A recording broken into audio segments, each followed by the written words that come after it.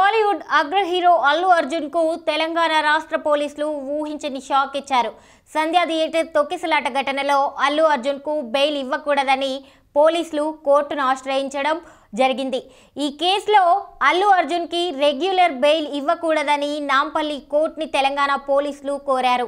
అల్లు అర్జున్ డబ్బు అలాగే పలుకుబడి ఉన్న వ్యక్తి అని, అలాంటి వ్యక్తులు బయటకు వస్తే సాక్షులను ప్రభావితం చేసే ప్రమాదం ఉంటుందని నాంపల్లి కోర్టు ముందు పోలీసులు విన్నవించారట.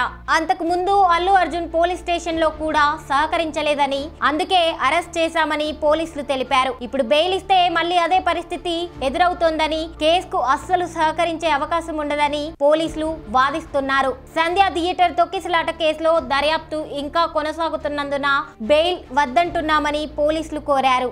అలాంటి వ్యక్తి ఇప్పుడు బయటకి వస్తే అతను డబ్బు పలుకుబడి ఉన్న వ్యక్తి అని, బెయిల్ వస్తే సాక్షులను ప్రభావితం చేసే అవకాశం ఉందని అంటున్నారు. అలా అయితే మొత్తం కేసు తారుమారవుతుందని, అందుకే అతనికి రెగ్యులర్ బెయిల్ ఇవ్వకూడదని పోలీసులు కోరుతున్నారు.